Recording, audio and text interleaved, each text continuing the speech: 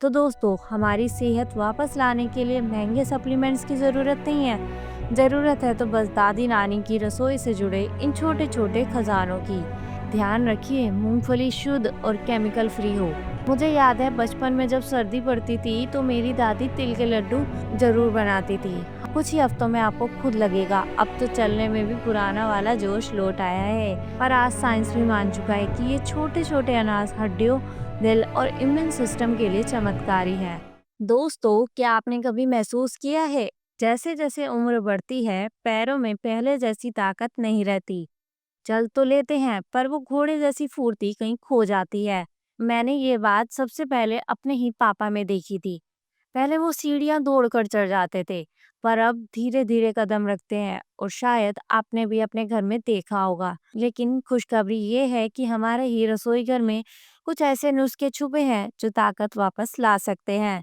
हमारी दादी नानी हमेशा कहती थी, बेटा ताकत गोली से नहीं दाल तिल से आती है। उस समय हम हंस देते थे, पर आज साइंस भी मान चुका है कि ये छोटे छोटे अनाज हड्डियों, दिल और इम्यून सिस्टम के लिए चमत्कारी है। सबसे पहले काले तिल। मुझे याद है बचपन में जब सर्दी पड़ती थी तो मेरी दादी तिल के लड्डू जरूर बनाती थी। हम बच्चे तो मजे से खाते थे, लेकिन असल में ये हमारे जोड़ों और दिल की सेहत के लिए होते थे। खासकर महिलाओं के लिए तिल आयरन और विटामिन का खजाना है। दूसरी चीज है कुल्थी, यानी कि हॉर्स ग्राम। गांव में इसे कुल्थी की दाल कहा जाता है। किसान लोग खेतों में काम करने से पहले इसे खाते थे ताकि शरीर में गर्मी और ताकत बनी रहे। मेरी नानी कहती थी, जो कुल्थी खाता है वो दिन भर थकता नहीं।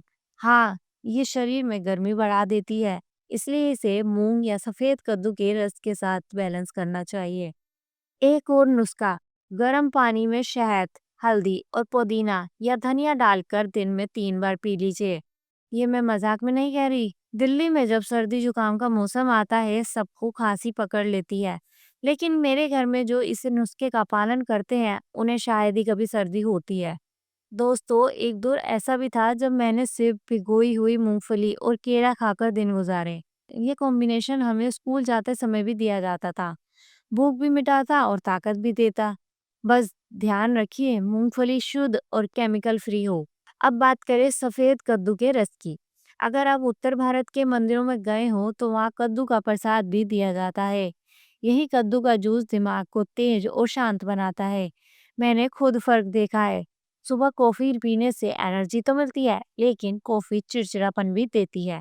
लेकिन उसकी जगह अगर आप सफेद कद्दू का जूस पीते हैं तो आपको एनर्जी तो मिलेगी, साथ ही ये आपके दिमाग को शांत भी रखता है। और आखिर में अंकुरित मेथी। मेरी माँ हमेशा कहती थी, मेथी खाओ बीमारियां भगाओ। ये खून को साफ करती हैं, ब्लड प्रेशर और शुगर को कंट्रोल करती हैं, खासकर 50 के बाद। तो इसे रोज लेना ही चाहिए। तो दोस्तों, हमारी सेहत वापस लाने के लिए महंगे सप्लीमेंट्स की जरूरत नहीं है। जरूरत है तो बस दादी नानी की रसोई से जुड़े इन छोटे छोटे खजानों की।